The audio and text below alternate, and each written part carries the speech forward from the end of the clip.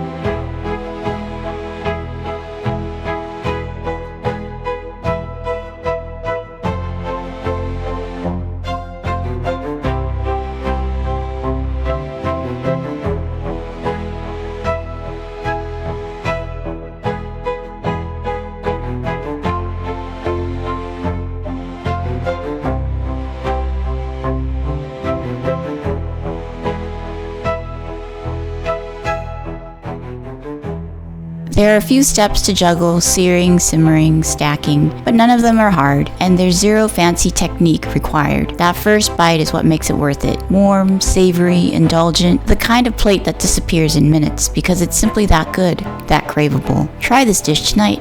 Please hit the subscribe button below.